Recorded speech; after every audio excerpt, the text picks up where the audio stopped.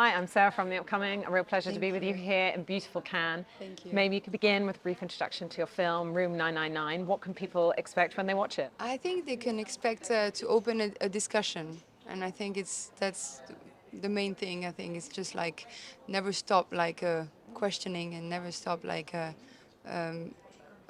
having an opinion at the end on why we do that and what and knowing the world we are in. So just to make a scan of our world uh, today. So I think yeah. And tell us a bit about the genesis of the project. When did you first come across Wim Wenders' original 1987 film, Room 666? And what sparked this idea to kind of revisit that format, but obviously in the present day? It's funny because it's maybe one of the films that I don't remember how I bumped into it, and I really think it might be around a conversation or something like that that it came out, and I discovered the film. And actually, it's a film that is quite hard to find or to. It's I mean like it's on YouTube, but and actually because it's on YouTube, it was a film that I could come back again and again, and I was not I don't have to I don't know find a DVD or whatever, so it could be something that I could go back and dig in it. But so the idea of I wanted for a long time to kind of resettle this dispositif. I don't know how you say the set to make this set again and ask again to directors what was their were the vision on our period and on their faith and and how they approach their work in the world we're in. And so quite simply, in a way, suddenly 2022 was like the perfect alignment because like it was exactly 40 years ago that Wim Wenders shot the film. It was basically also the year of my birth, and Wim Wenders was a very important director for me because it's I mean like Paris, Texas was the first film I loved like as a cinema viewer. It was my first favorite movie, and for me like it was really like just a lot of it was meaningful for many reasons, and suddenly like this year was quite the perfect year. And so I asked him, I sent him a letter as really like just like a kind of a fan, asking if he would be okay if I reproduce this project. And I think he's very sensitive to transmission and to the fact of talking and conversations about cinema. And so really simply he said yes. And then he didn't try to influence me at all. And I just like so I went, and it was like just a presence on my back just to know that he was okay in a way that I do the film again. And in terms of, elements that you're perhaps looking to replicate and elements that you might be sort of broadening out or changing slightly, for example, perhaps having a bit more diversity in the filmmakers that were included in the film. Yeah. What elements did you want to hang on to and what did you want to do differently?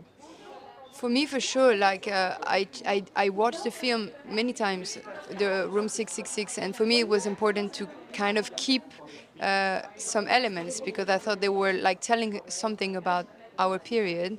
So from the framing, or for example, the framing was like helping a lot to make a large shot, was permitting like that people to speak freely and not being like blocked in a frame, or the fact that, for example, I had no monitor, so they could like know that they were not like watched or supervised.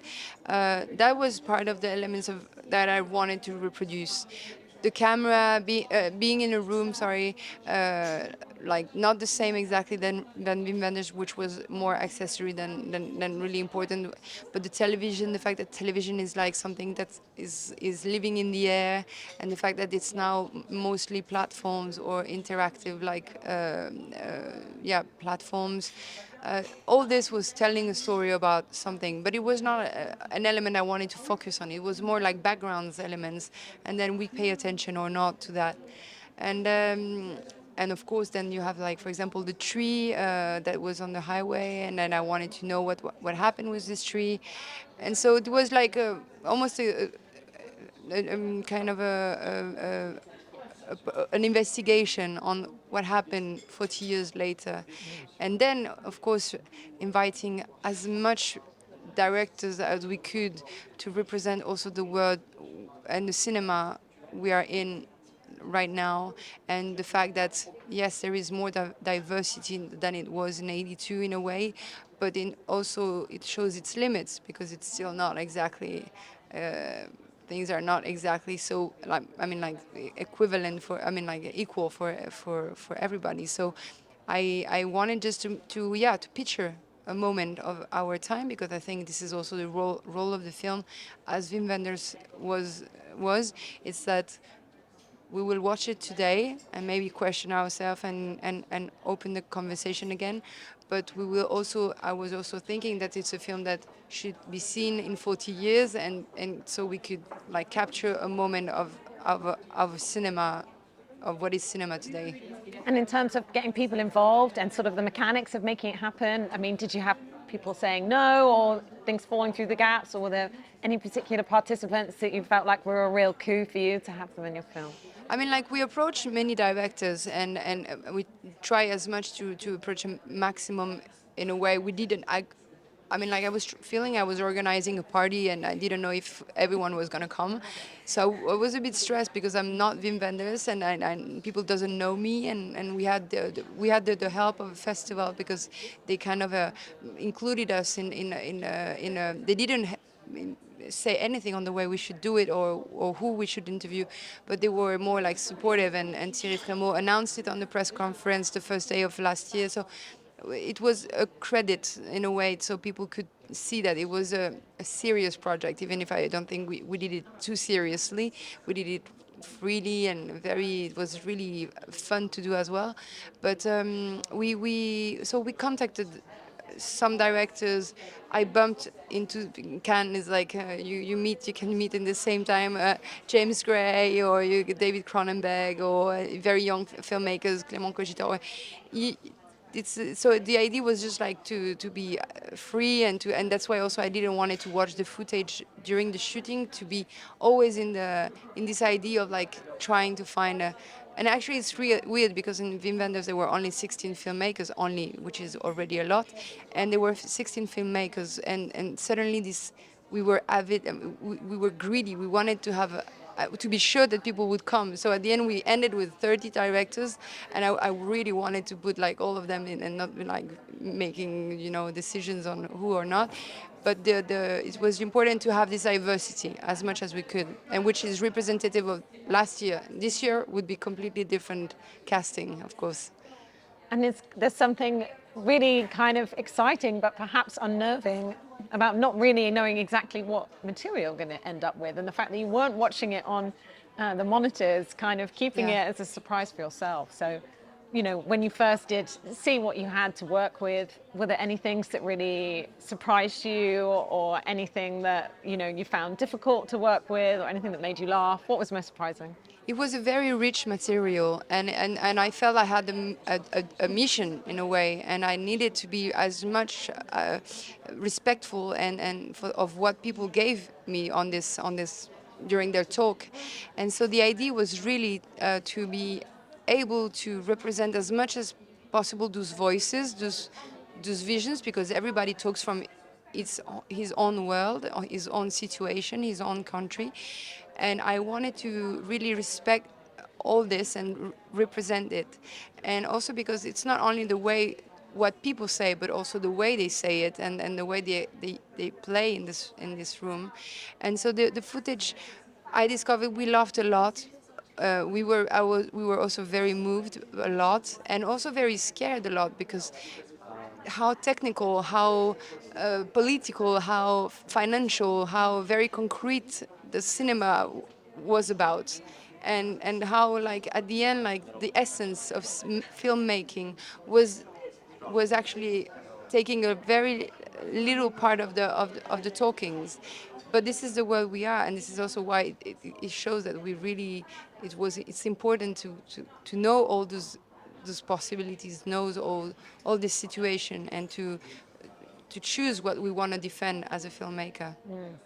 And I really like the fact that by sort of taking people who are normally behind the camera and putting them in front of the camera, really sort of puts into focus what it is as a tool and its power. And I think it was Alice Yeah. Washauer saying, well, it is quite a dangerous Yeah. tool, and you're better off behind it than you are Yeah. in Yeah. front of it. Do you think perhaps because you've done both as well as an actress and and as a filmmaker, maybe you have more of awareness than other people of exactly what that power is? I think it's you never know exactly, and every filmmaker has a way to make it very dangerous or make it you become your friend.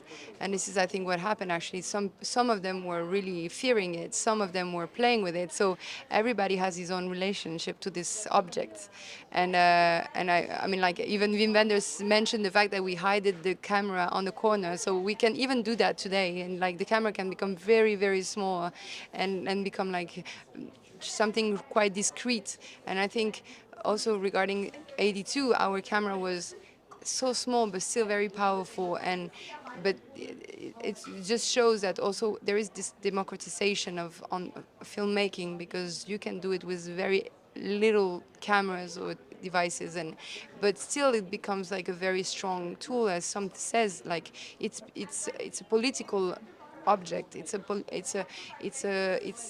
can change a lot of things. It can and I think like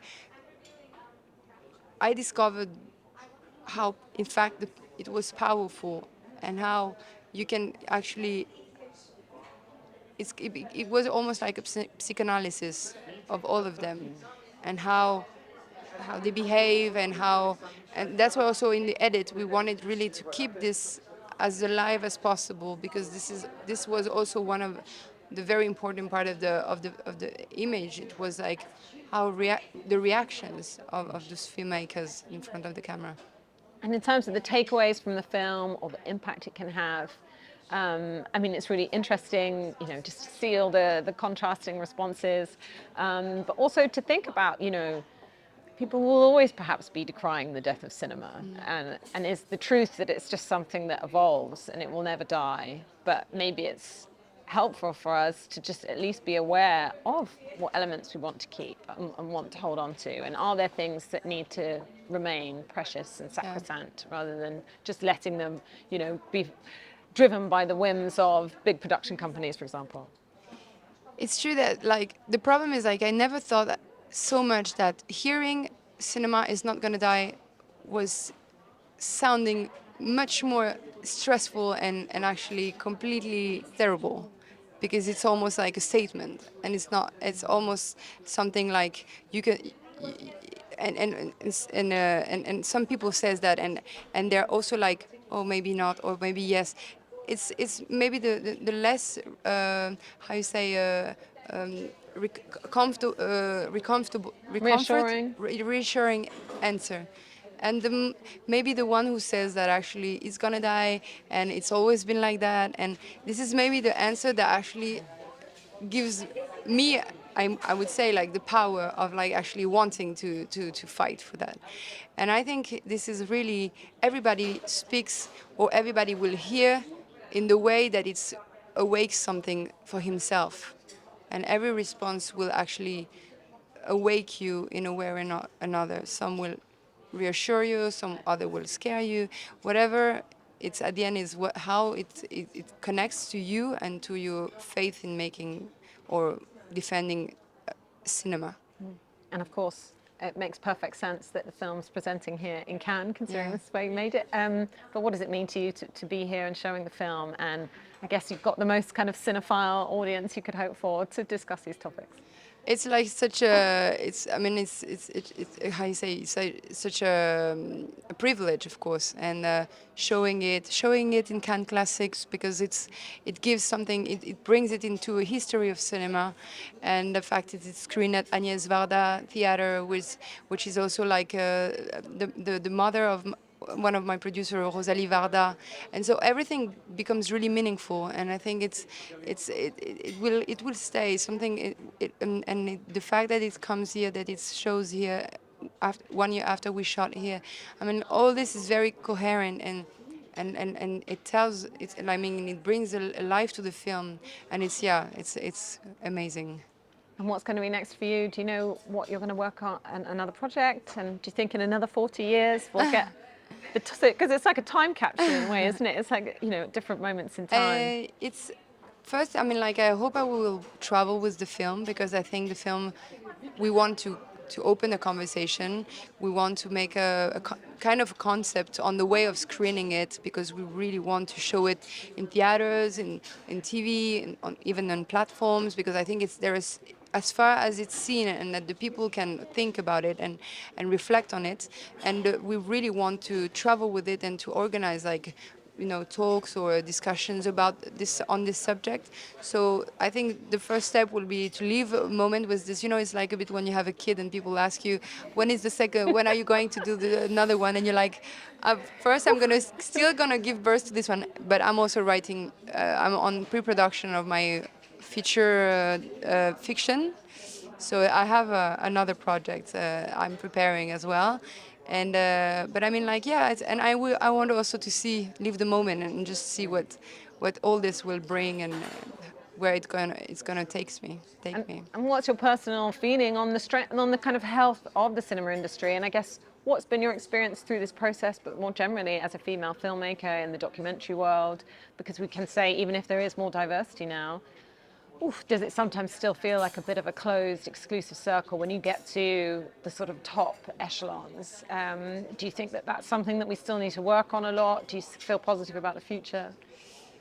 I mean, I think living is a way to be positive on the future, being here and knowing that so much can be done and we still have to work on every level and to discuss and to be able to talk and to not just like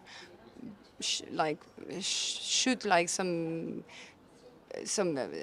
information without talking about it. And I think it's just important to reflect and to be aware of what's going on in the world we're living in.